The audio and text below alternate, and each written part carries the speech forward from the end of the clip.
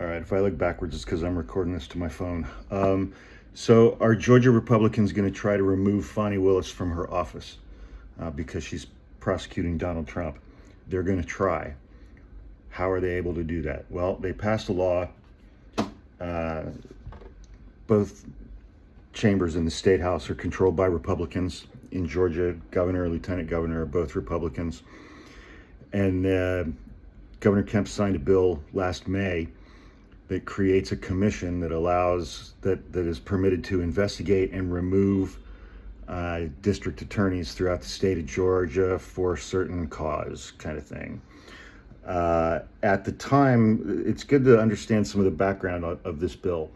At the time that it was being written and debated and passed in each house and then signed by Governor Kemp over several months, there were several, in the wake of the Supreme Court overturning Roe v. Wade, there were several Democratic attorney generals throughout the state who said that they were not going to prosecute abortion-related crimes because Georgia was passing some stricter abortion bills, and the Republicans in the state house did not like that. So this law sets up a thing called the Prosecuting Attorneys Statewide Qualifications Commission, with the power to investigate complaints against district attorneys and remove them if they have sufficient cause. And the main cause is like willful and persistent refusal to do their job, refusal to prosecute things such as abortion laws or abortion crimes.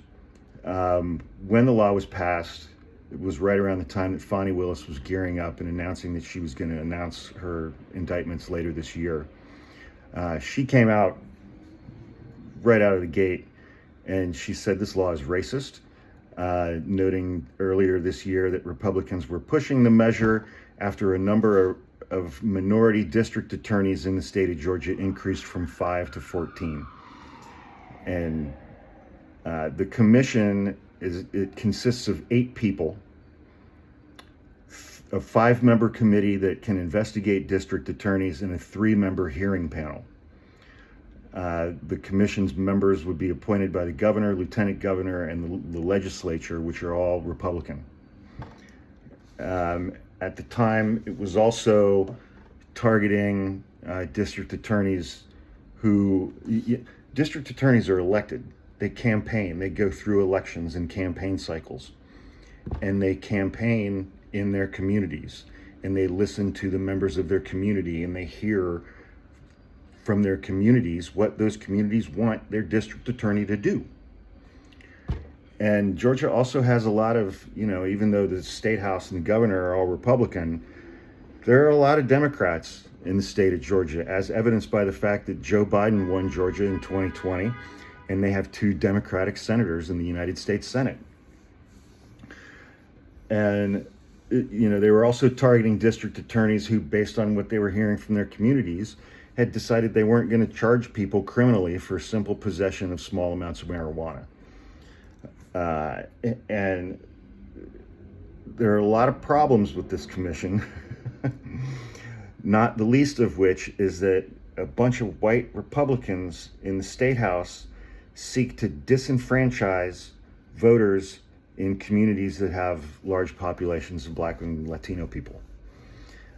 By those communities saying, oh, we like this district attorney, let's elect them. They have policies that reflect what we want in our community.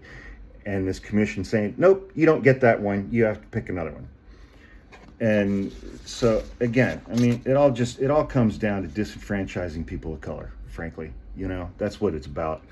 And this is also happening during a time when in the state of Florida, Ron DeSantis apparently has the authority to just remove duly elected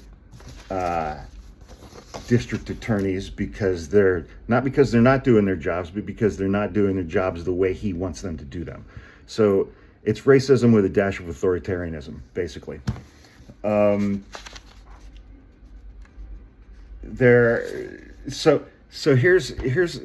There's one district attorney who was not mentioned during the debates about this bill, and that is former Glynn County District Attorney Jackie Johnson, who intervened initially in the Ahmaud Arbery murder case.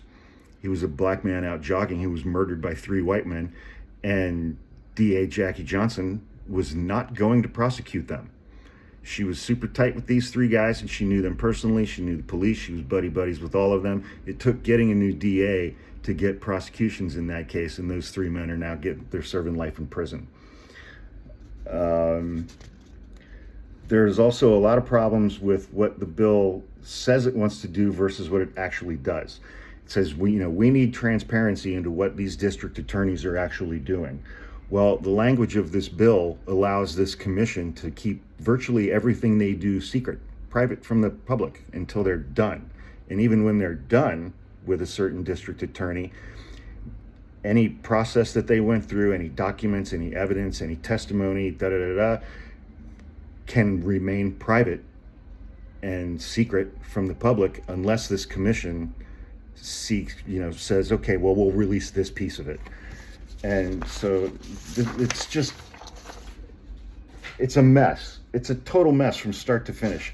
There are 4 district attorneys who are suing to get injunctive relief to prevent this bill from going into effect. It's supposed to go into effect, I think, October 1st.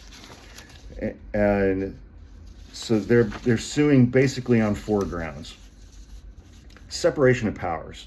You got the state legislature forming this commission to meddle in district attorneys who were elected at the local level. And it's also a direct interference with prosecutorial discretion. And in the state of Georgia, in their state constitution, prosecutors have constitutionally protected discretion to carry out the priorities of their constituents. It's in their state constitution. So problematic right there. It brings into question free speech rights of prosecutors, improper delegation of powers for punishment. They're usually left to criminal courts or a state bar when a district attorney acts up. And it's also violations of the due process clause of the federal and state constitutions that fair notice of conduct that is forbidden or required must be given before a state can deprive someone of their elected office. Okay, that's the background. Our Republicans is going to try to use this commission to get rid of, to pull Fani Willis from her elected office because she's prosecuting Donald Trump. She hasn't done anything illegal. The point of the bill was to look into attorneys who were refusing to prosecute people for things like abortion and marijuana crimes, not because they were actually doing their jobs and prosecuting people, and the state GOP just doesn't like who they're prosecuting and why. And I believe that they are going to try to do this because, Republicans in Georgia have about the same level of chutzpah as Republicans in Tennessee, and you've seen the last year that those guys have had. But think about this in political terms and optics. When a bunch of white Republicans at the State House try to yank Fani Willis from her office that she was elected to by her constituents, a lot of whom are black, and she's black, and they're going to vote to take her out of office because she's prosecuting Trump and his co-conspirators. Can you even fathom the shitstorm that's going to bring down on these folks? I believe they're going to try to do it. And I believe, as they did in Tennessee, they're going to open up a can of worms that they don't know what the hell to do with. And everything that I read on this law, it doesn't say, I didn't see anything where it says who they replace this district attorney with and what's the process for replacing one. Is it just one of her deputies who steps into that role? Then the case is just going to continue on. But I think these white Republicans are going to dramatically overreach. They're going to try to remove her from office because they don't like that she's prosecuting Trump and his co-conspirators. And it is going to absolutely blow up in their faces, unlike anything they can possibly imagine. So, heading into 2024, good luck in those elections, Georgia Republicans.